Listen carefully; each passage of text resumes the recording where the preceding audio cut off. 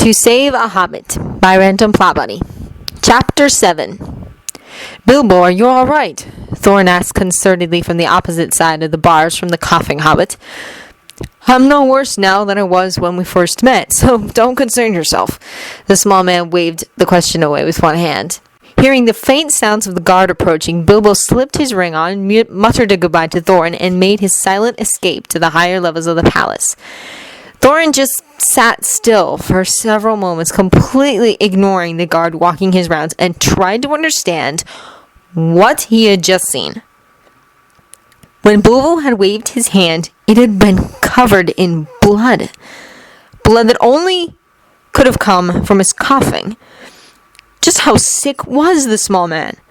Was this the secret that the company had been trying to keep from him every time that they refused to let him close to their burglar?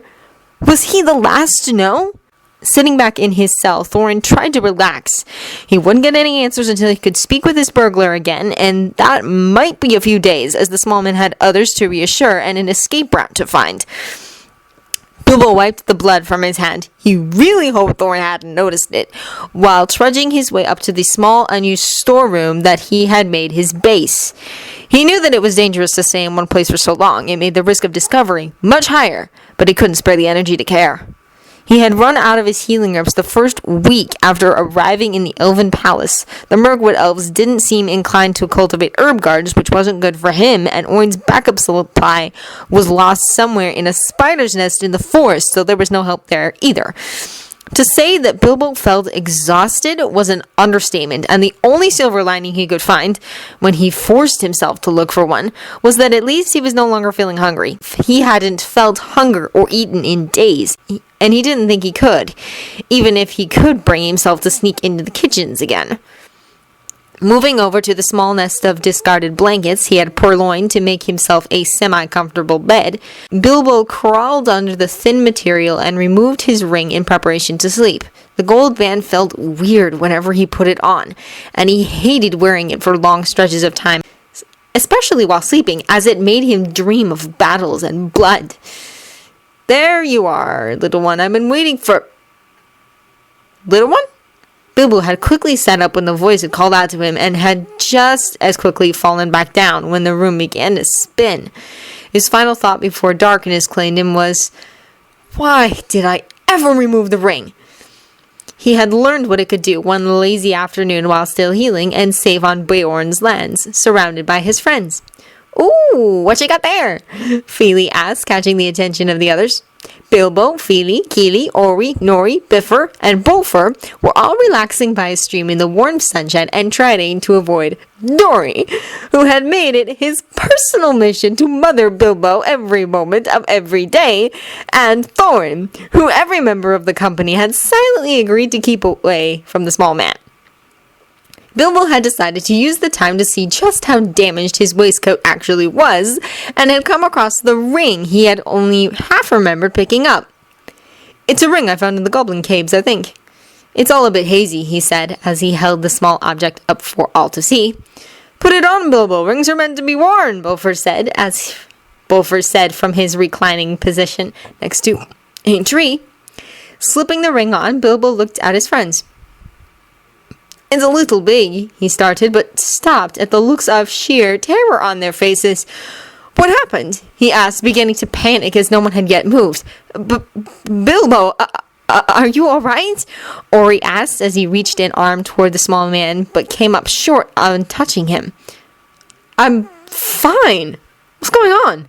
Slipping the ring off, he had been getting creepy chills down his spine ever since he put it on and was happy to remove it again.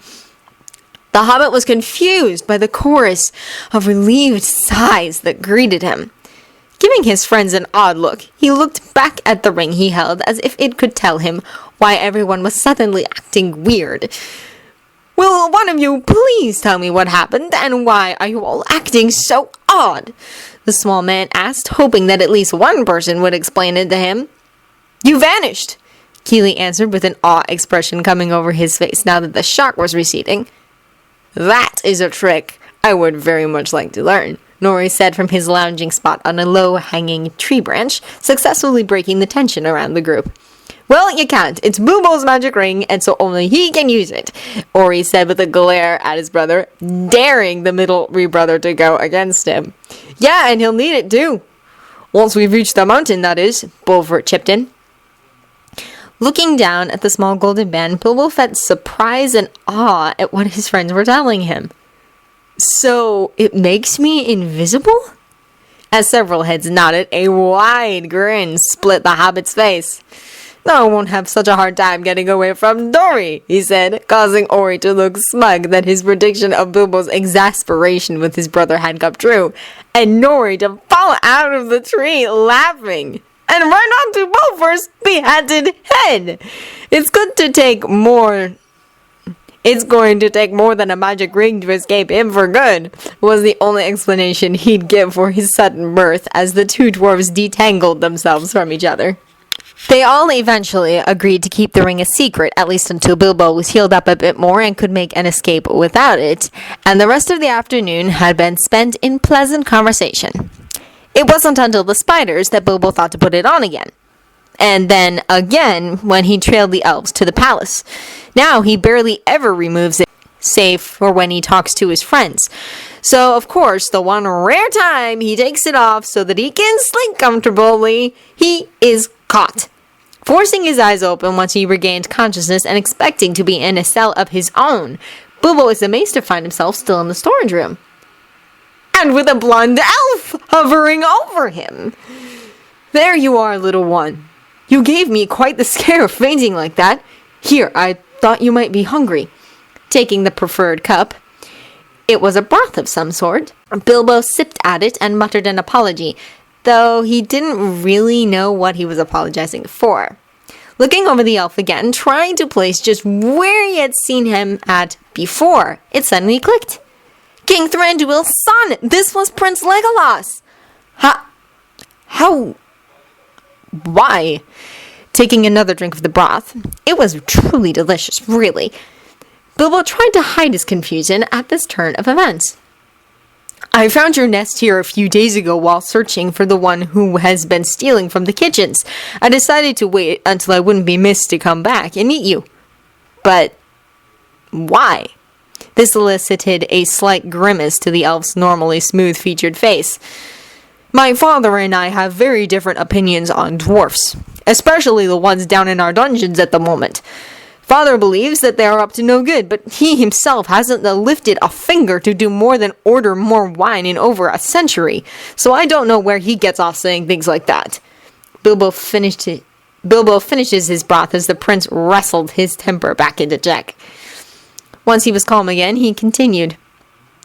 I have been running this kingdom for the last few centuries now, and I don't see any reason to treat random travelers, and especially not our one's neighbors, the way we have, simply because they do not wish to answer our questions. Taking the empty cup back, Legolas looked at the too skinny and possibly sickly creature before him over, carefully. I take it that you have been traveling with the dwarves. Giving a nod of assent to the question that had been phrased like a statement, Bilbo waited to see what would happen next, to see if this was all some sort of trap to make him talk when the others would not. Good, was the confusing reply to this bit of information. Have you figured out an escape route yet? A way out of the cells and palace? Bilbo gave an honest shake of his head. He really had no idea on how to rescue his friends. Giving a sudden grin, the elf prince asked the last question Bilbo thought he would ever hear. Would you like some help?